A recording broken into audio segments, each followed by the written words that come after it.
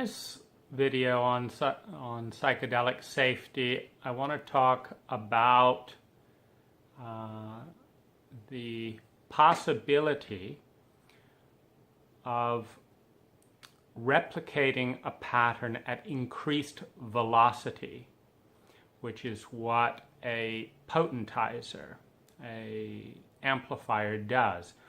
A psychedelic, a intense multidimensional experience such as heart, mind, and body, for example, sex with a lover, things that amplify and sensitize us create a probability field that can go one of two ways. Think of it like a sailboat that has expanded its entire sail. It means that the sailboat can go very fast. It also means it can capsize if there is hurricane force winds. It also means that if you don't steer the sailboat effectively, you're much more likely to capsize or go off in the wrong direction. And so in this video, as we look at a potential crisis that can emerge in psychological terrain, and to give you a sense of this, the terrain that we're entering, think of yourself as a planet. And at any given moment on this planet, there are people who are falling in love for the first time. There are gardens being planted.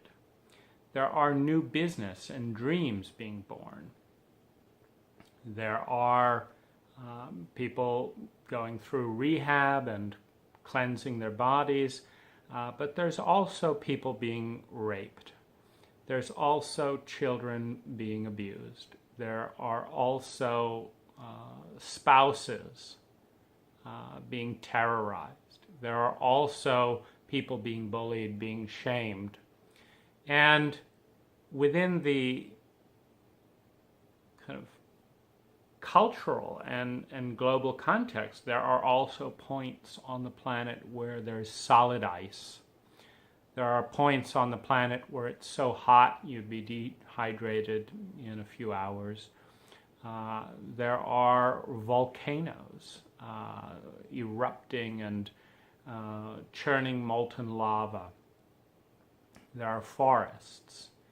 And if you take this sense, this awareness that at some point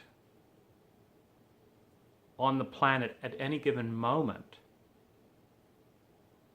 in some location there's a war going on, there's trauma, there is terror, there is toxicity, and at another location at the same time there's something very beautiful being born. Now, one of the purposes of psychedelics is to take us outside, and whether it's a purpose or not, it is a function of psychedelic, is it brings down barriers. And the reason that it's important to understand the planet, that there are some people at any given moment who simultaneously are experiencing profound safety and bliss and joy and love, and simultaneously betrayal, heartbreak, bitterness, rage, self-hatred, suicide, is that these are going on at the same time. And what I want to suggest is that the planet is a metaphor for what's going on inside each individual, that inside each of us is a part of us that wants to die, is a part of us that is lost in hate, is a part of us that is so insane and dissociated, so lost in the loneliness of abandoned shame, that it will do anything to get out of that hell. And there's another part of us that is forcefully pushing that part down out of consciousness, hiding the tracks of the genocide. There is a perpetrator and there is a recipient of abuse. There is a teacher and a student, that basically within who we are at any given moment, there is a part of us that is in abject terror, abject loneliness, and there's a part of us that is in bliss and in joy. And when you break down the artificial walls of a acculturated consciousness, which is what most of us live in most of the time, we have much more of a global sense of self. And particularly the natural psychedelics, such as mushrooms and ayahuasca,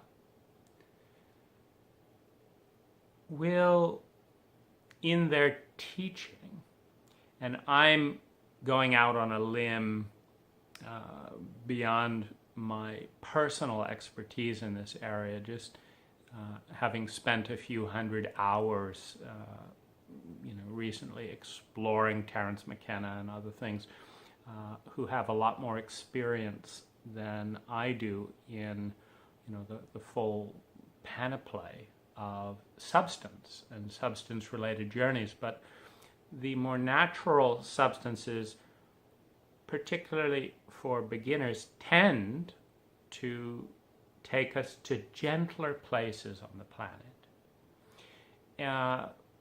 But it is, by its very nature, when we go outside of the acculturated walls, it's like we're getting onto a plane. And the mushroom or the LSD or the ayahuasca,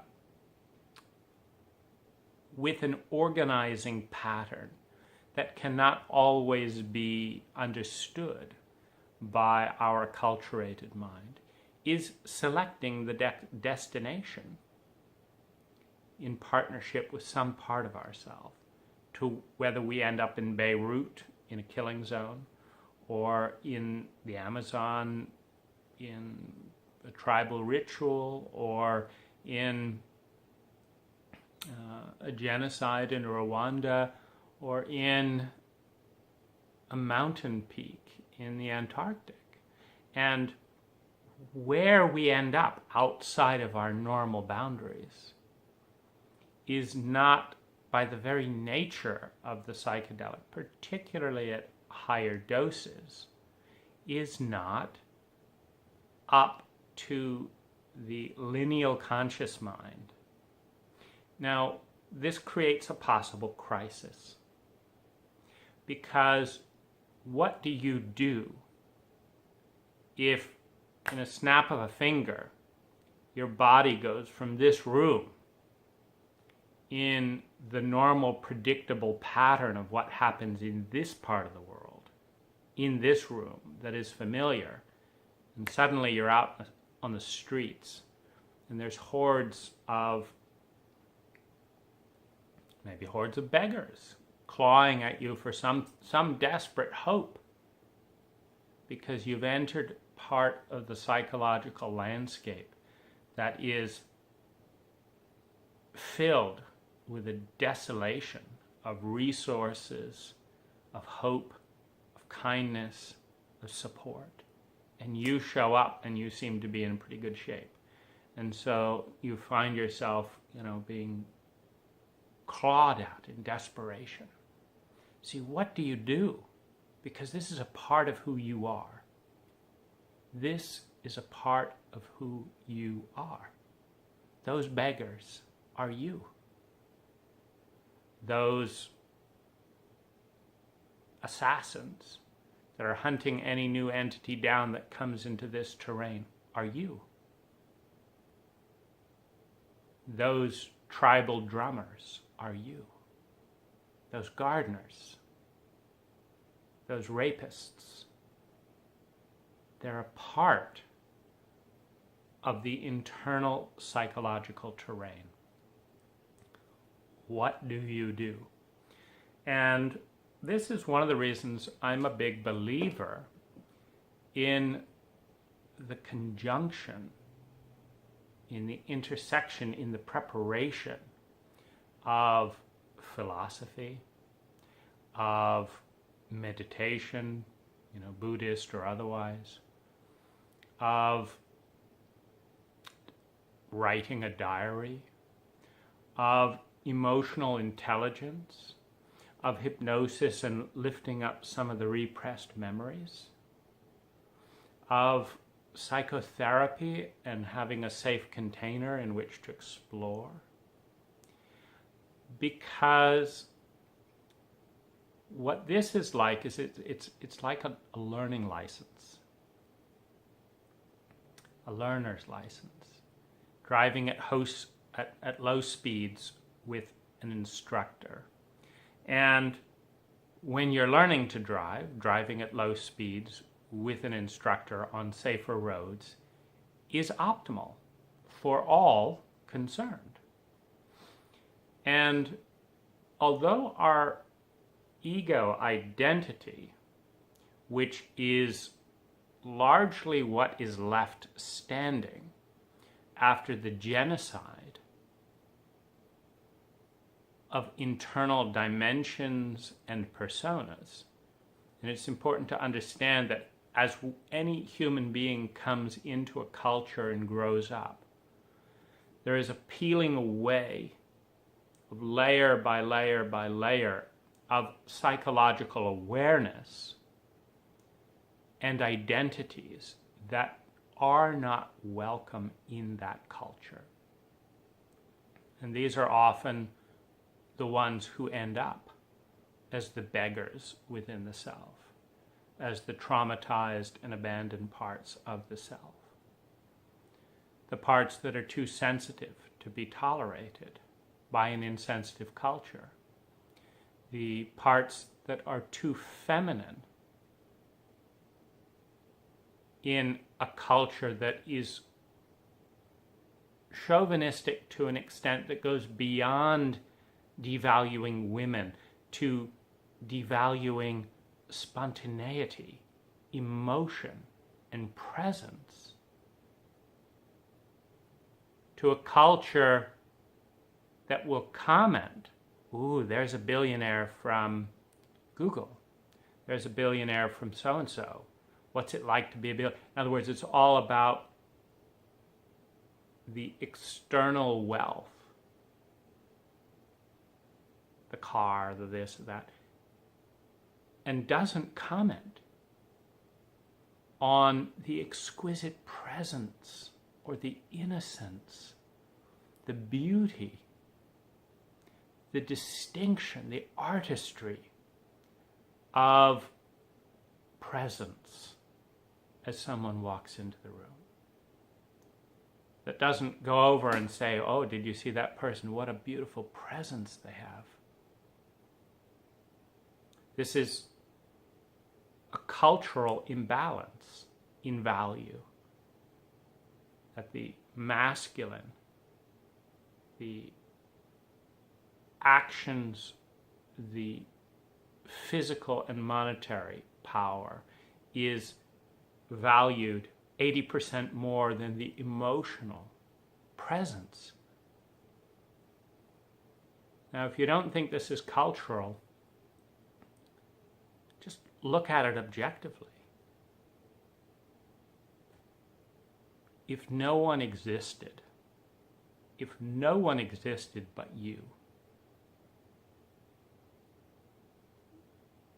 what would be more important? Feeling exquisite and beautiful and at peace and centered, or feeling stressed, traumatized, panicked, anxiety, paranoid, filled with rage and drive and revenge, and having a whole set of mansions and cars and all that that no one's ever going to see but you.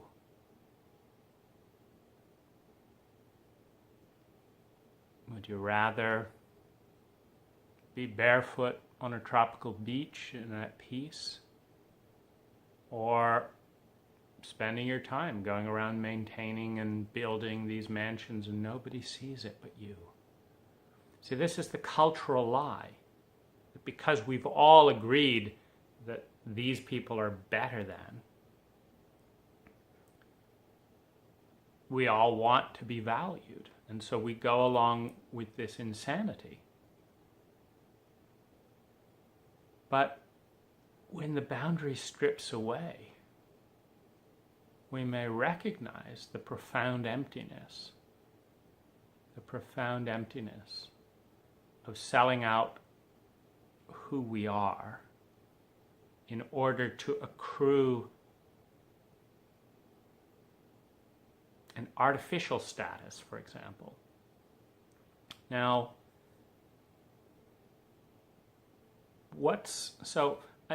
I'm a big believer in preparing with therapy, with books.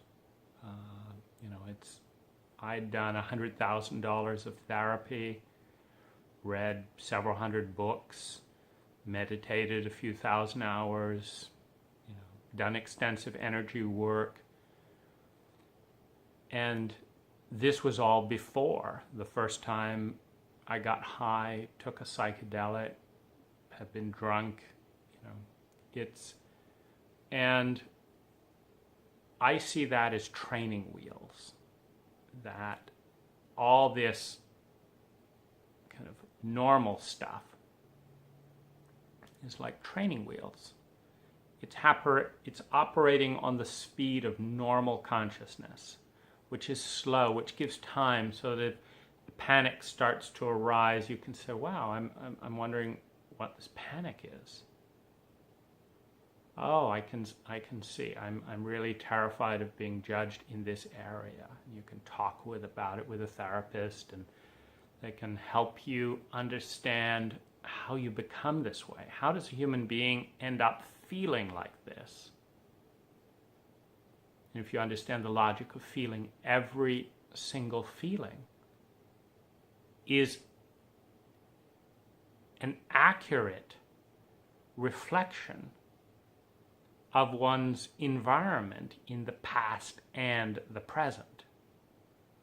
Meaning, if you've had a few painful experiences in a certain direction, you'll be predisposed to project that onto the future. So it may not actually be happening in the future, but there's a certain logic in understanding why I'm imagining that this is happening based on what I've experienced before. And there's a certain logic even in anticipating that this is so painful that I'm kind of building an antibody. I'm anticipating it, and I'm preparing to fight it or block it so it's not so painful, so I'm not shocked as well as traumatized.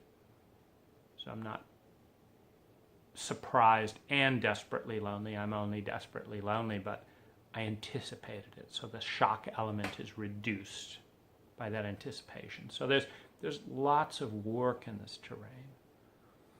And one of the reasons I write books is I want to really grasp what I know and what I don't know. I want to put it into words. And I believe that this potentiates us to integrate the left and the right brain, the language brain and the visual brain.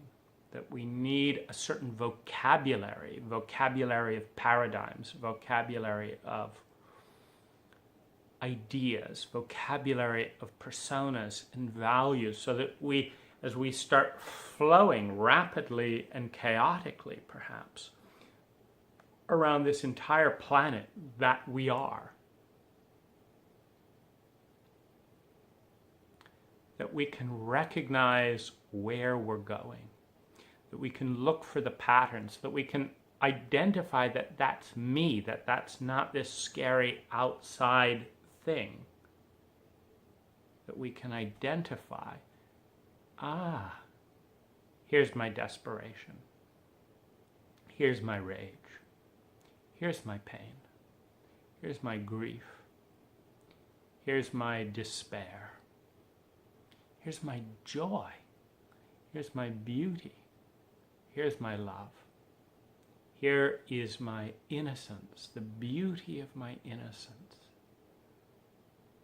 There you are. I haven't seen you for a while. There you are. So what's the risk? The risk as we travel our inner world, without preparation, without skill, without centeredness, the risk is that we increase the amplitude, the speed at which we're driving, faster than we increase the skill at loving and respecting the parts of ourselves that we encounter. And if what we encounter is beyond the sense of what the human self can encounter. Let's say we encounter an extraterrestrial, meaning a non-physical part of consciousness that we just, we can't possibly get our mind around that that's us. It may or may not be, depending on what lens you look through, but it's something out there. That we don't have the protocol and the etiquette to engage in a way that creates healing. That perhaps we're so terrified of our own rage that when we encounter it, we shame it at high speeds. So if you can get that sense that if you imagine yourself going from a bicycle into a Lamborghini, and then you're driving around the planet with billions of yous, little bits of you in different moments of time, space. And some parts horrify you, some parts terrify you, some parts engage you, but because you don't have your driving skills, when something scares you, maybe you hit it and plow through it with the Lamborghini. It's like, get me out of here, I just plow through. You knock down 200 or 300 fragments of who you are. And you don't realize that it's you you've just mown through. That there's a reason that that part is so hostile. That part has a story. That part has its own logic. And what I want to suggest is a paradigm for encounter. A paradigm of encounter. So number one, first of all, be aware that the journey is in some extent limited, that it will have a time frame, that even if you feel and become, the most part of yourself that is most filled with hate, and there are places on the planet today where a mother has just been brutally raped, where a sister has been murdered, where a father has been humiliated and shamed, and where a human being is being taunted by bullying personas. And there is just immense pain, rage, and hate. That is the natural emotional logic for anyone in that state. And when you encounter that part of yourself or that scene, or maybe in the scene you're the soldier who's a part of that, what do you do? And the outer world has not prepared us for this. Because yes, we do a lot of it. We do put a lot of ourselves in prison. We do judge and shame and isolate and dehumanize a great deal of each other on this planet. We terrorize a great deal of the factions and minorities that we decide are undesirable as a culture. And we spend an enormous amount of our global resources shaming, attacking, denying, controlling ourselves. And so the same predisposition is there as we meet parts of ourselves. That's where it originates from. We treat others the way we treat ourselves. We treat ourselves the way we were treated as young children, minus the personal work we do to rebel, to reinvent that treatment to varying degrees. The protocol that I seek to use on these journeys is a protocol of understanding, imagination, love, and healing. What I mean by that is, as I encounter some part of myself, some truth, some imagery, and my first reaction is to contract because it's painful or it's scary or it's this or it's that. What I do is I step back a moment and I remember that this is a dance between this persona that's encountering this and this source of contracting energy. And one of the things that I know is that every painful contractive energy, if given a true choice, and I won't define what I mean by true, but it's a choice between chaos and beauty, for example, isn't a true choice. Parts of us can't tolerate certain levels of the unknown and chaos.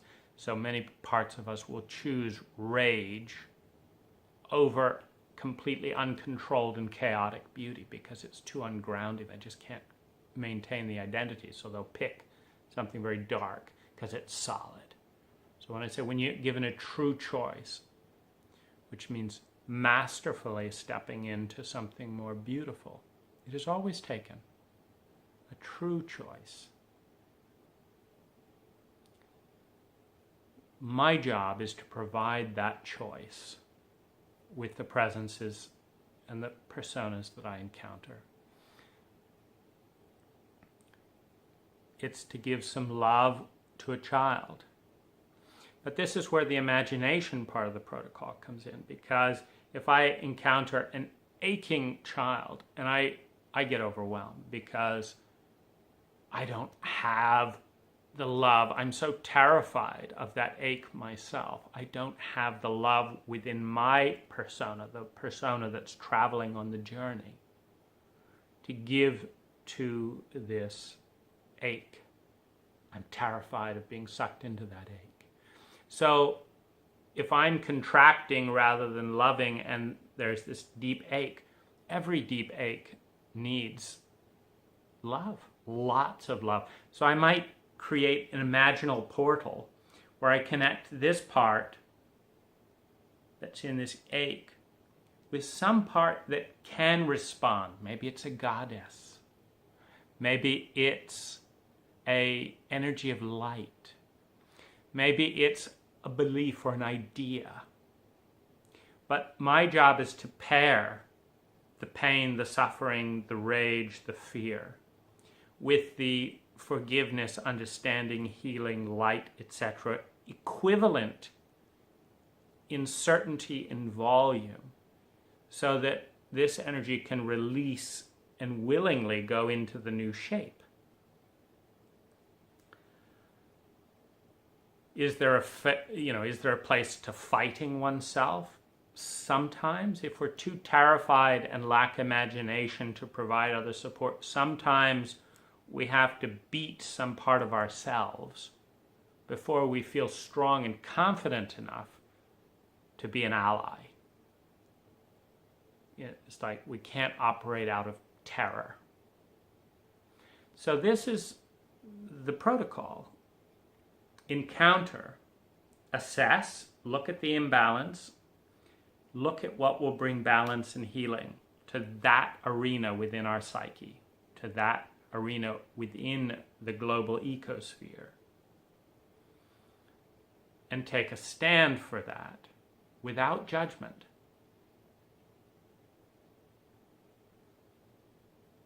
If you knew the life of that beggar,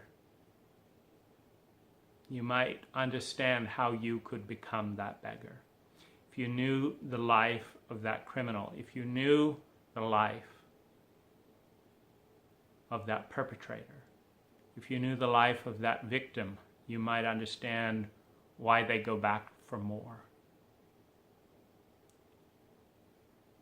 Because as human consciousness, we're not all that different. We have different experiences. We have different sensitivities. We have different cultures and bodies and genes. These are all strong influences. But the innate consciousness is not all that different. So we really are, in inner and outer world, encountering a probability field.